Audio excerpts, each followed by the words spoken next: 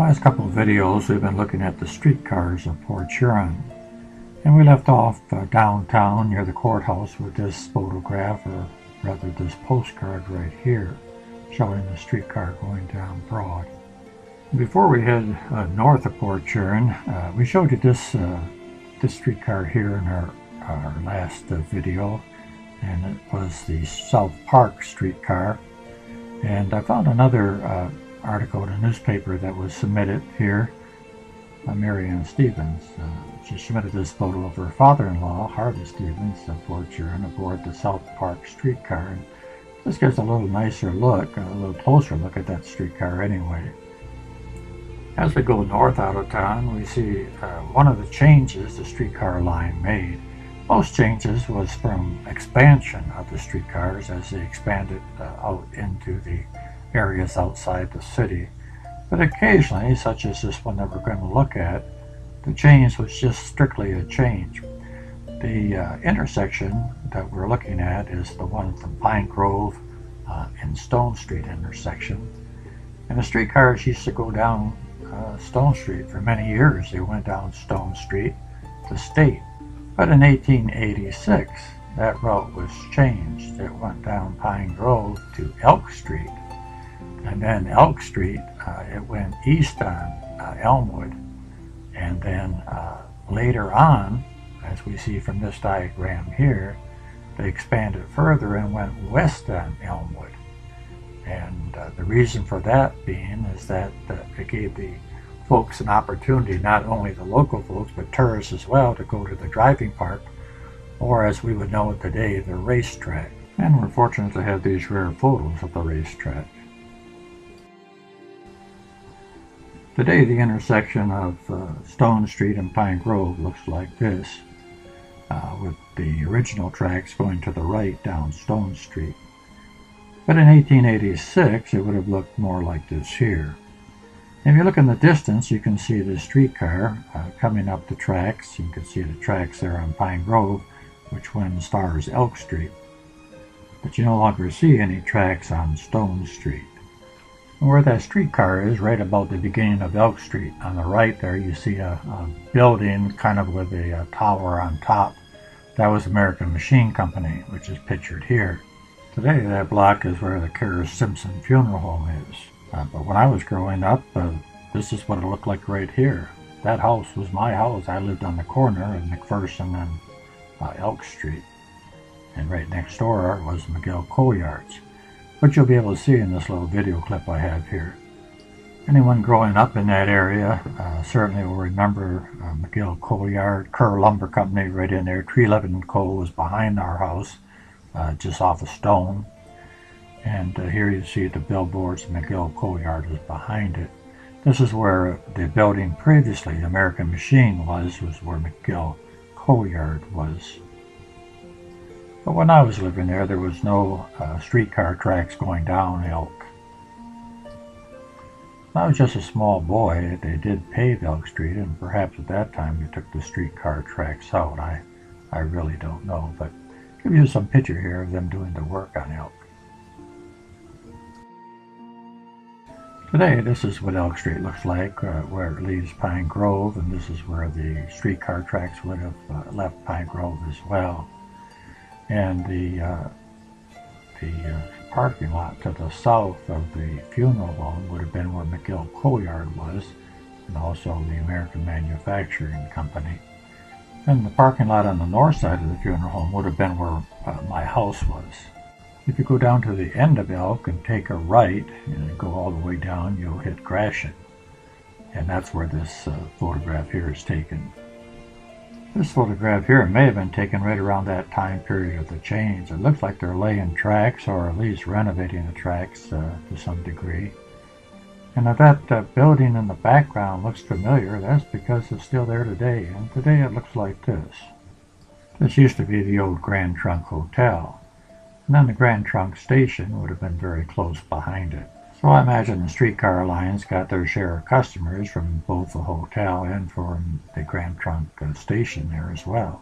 Later on, after the railroad tunnel was built under the St. Clair River and the tunnel depot was built, The streetcars went all the way from the tunnel depot all the way up into the beaches because the beaches were becoming quite popular. These were resort beaches, and we've looked at these beaches and resorts in previous videos, so I won't dwell on that a lot. Of course, there was the Huron beach, and this picture here, you can see where the depot was for the streetcar. This is where they stopped and picked up their customers, and they departed there as well. In this photo, it looks a little messy, but in this postcard I have here, it looks like a pretty nice place.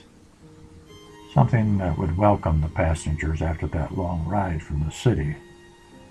As the streetcar went further north, you can see that there's a switch called the Windermere switch.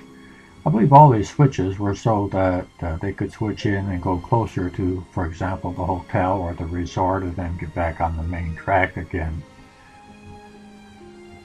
Windermere Hotel was a very important resort. It attracted people from all over, from other states even. And some folks would come into the train station and take the streetcar all the way from the train station up to the beach and the resorts. And other people would take the excursion boats down to the foot of Grand River and get off there and then pick up a streetcar and then go up to the beaches and the resorts. But one of the most fun places to take a streetcar to, and also the farthest point north that the streetcars went, was Keewatin Park, which was an amusement park and attracted certainly actually more locals than it did tourists. There are lots of fun things to do. You could go dancing and roller skating, going swimming, bowl, shooting gallery, and down below there you see visit the laughing parlors. I'm sure that was something like a fun house. But most of all, folks enjoyed the roller coaster. They had a wonderful roller coaster there, and folks had a lot of fun in it, as you can see right here in this photo. You better hang on to your hat, lady. They also had a giant slide called Shoot the Chute, and you can see it in the background here to your right. And it was a wonderful relief after a nice hot day, and be able to slide down that slide and go directly into the water and cool off. In this photograph, it looks like there's three ladies, perhaps even waiting for a streetcar out front of Keewatin Park. And sure enough, here comes the streetcar. This is a great photo of the early streetcars. Gives you a good idea what the seating looked like, and you can see some passengers sitting there and a fellow hanging off the back end. And of course you got the fellow up front doing the steering. Well, I guess there's no steering involved. All you can do is brake and go. There's something else on this streetcar that weren't on the streetcars originally and caused a lot of problems. When the streetcars would hit something like a dog or a small child, they would go underneath the streetcar and obviously die. So in 1896, the city came out with an ordinance saying that you had to have some type of guard, which you see here on this streetcar, that would protect against that. And quite often these were called cow catchers. But the idea is whatever it hit would be scooped up in there and it wouldn't be run over. Here's a copy of that ordinance right here. Common Council of the City of Port Huron ordained as follows: all electric and other motor cars now or hereafter to be operated on any street railway line within the City of Port Huron shall be supplied with a good and sufficient guard to be placed in front of the wheels of such cars in such a manner as to prevent the passing under the car of any obstructions or other object under the wheels of said cars. So if you're ever wondering what those things were in the front of the streetcar, that's what they were for. In the early days of streetcars and automobiles, it was like the Wild West. I mean, there were no stop signs, there was no stop lights, no caution lights, and everybody that had a car figured he could do whatever he wanted. If he had a horse, felt the same way. Those streetcars were just a nuisance. And as you can see from this photo here, you've got at least 3 horses cutting across in front of the streetcar coming toward us. And it can be quite dangerous, as some of these larger cities would testify, not so much maybe in Port Huron, but I found this rare video of a larger city that had the streetcars. And it shows you what the driver of a streetcar had to put up with. I can just imagine what the driver is thinking. He's going along here, you know, I mean, look at that. Where'd that kid come from? Man, what? Watch out there, you cut me off. Of course, I can't turn right or left. I just have to stop and go and slow down, which is kind of irritating. And this fella here, oh, I'm not going to make it. So I'm not, oh, there's a car that goes across. Well, he made it. I don't know if they pay me enough for this job. Well, I guess this guy's not going to stop. Just go right across in front of me. And of course, you've got this kid going back and forth, just daring me to hit him. Maybe the cow catcher will pick him up. What's this guy looking at? I think it's going to be a long day. Hey, watch out. Oh, look at these kids. I don't think the driver even knows that they're trying to hang on.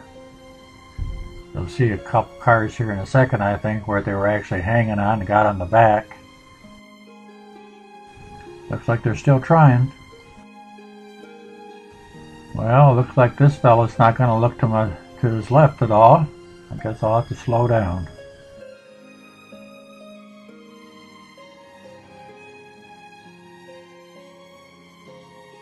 Well, maybe I can finally pass these carts on the right without hitting anybody.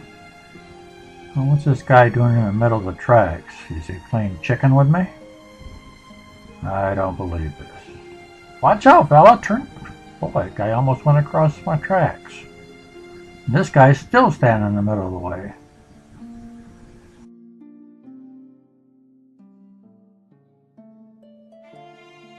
Take your time, no problem.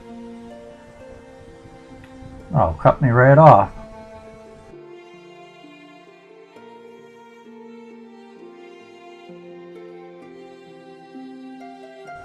I think the amazing thing is that I've had no people try to get on the streetcar for passengers.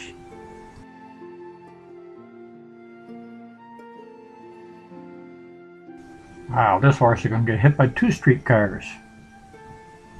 Nothing like taking a chance.